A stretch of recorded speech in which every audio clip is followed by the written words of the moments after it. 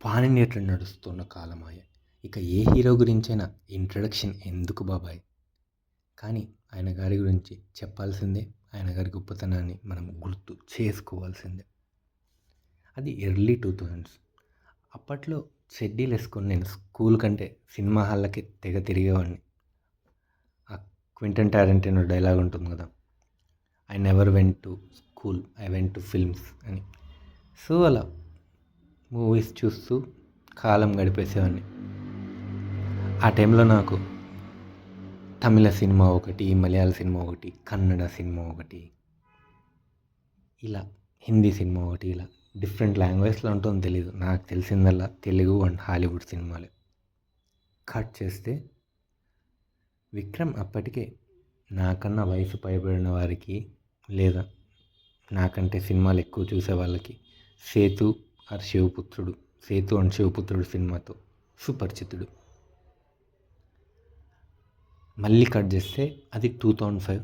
నేను స్కూల్కి వెళ్ళక ఇంట్లోనే అటు ఇటు తిరుగుతూ ఉంటే, అరే ఇంట్లో ఈగలేం తోలుకుంటావు, వచ్చి నాతో సినిమా చూడు అని మా అన్న ఒక మూవీకి తీసుకెళ్ళాడు. అదే అపరిచితుడు. ఆ మూవీతో first time large scale cinematic experience ఎలా ఉంటుందో, ఒక కమర్షియల్ సినిమా అంటే సినిమాటిక్ హై అంటే కూడా ఆ రోజే తెలిసింది. ఆ రోజు తర్వాత విక్రమ్ గారి ప్రతి మూవీని నేను గమనించేవాడిని. ఎందుకంటే ప్రతి మూవీలో ఆయన ఏదో ఒక వేరియేషన్ చూపించాలనుకుంటాడు, ఆయన లుక్ ద్వారానో లేకపోతే ఆయన క్యారెక్టర్లోని షేడ్స్ ద్వారానో. సో ఇంత కష్టజీవి ఈయన్ని మనం ప్రతి మూవీ చూడకపోయినా ప్రతి మూవీ గురించి తెలుసుకుందామని ప్రతి మూవీని అబ్జర్వ్ చేసేవాడిని. సో ఈయనతో పాటే సిమిలర్ స్టోరీ మన సూర్య గారిది కూడా. బట్ ఇద్దరికీ ఏంటంటే ఓ విధంగా బ్యాడ్ లక్ అని చెప్పాలి. అంటే పడిన కష్టం ఒకటి, దక్కిన ఫలితం ఒకటి. సో సూర్య గురించి మళ్ళీ మాట్లాడుకుంటే, coming back to Vikram. So అలా మల్లన్న అంట, శివతాండవం అంట, కోబ్రా అంట, ఇలా చాలా సినిమాలు చేసి చివరికి తంగలాంతో హిట్ కొట్టారు. I'm happy for him. అలాగే ఆ ధ్రువ నక్షత్రం కూడా రిలీజ్ అయితే నాలాంటి కల్ట్ గౌతమ్ మీనన్ ఫ్యాన్స్ కూడా ఖుషి అయిపోతారు.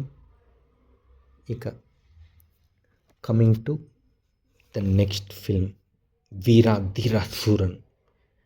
సో ఈసారి వీరుడుగా, ధీరుడుగా, శూరుడుగా హీఈస్ కమింగ్. ఈసారి సినిమాలో విభిన్న రకాల గెటప్స్ వేయకపోయినా తన పాత్రలను విభిన్న రకాల వేరియేషన్స్ చూపిద్దామని ఫిక్స్ అయినట్లున్నారు విక్రమ్.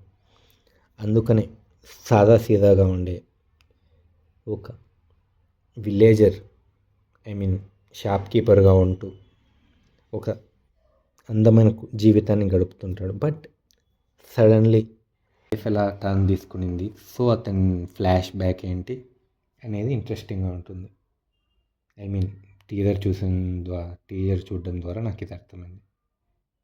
ఇక్కడ ఏంటంటే ఈ టెంప్లెట్ హీరోకి ఒక ఫ్లాష్ బ్యాక్ ఉండడం, అతను ఒక గ్యాంగ్స్టర్గా ఉండి మళ్ళీ అవన్నీ వదిలేసి ఒక సింపుల్ లైఫ్ గడపడం, ఇవన్నీ మనం భాష, పంజా ఇలా లక్షలాది సినిమాలు, చాలా వందలాది సినిమాల్లో చూసింది.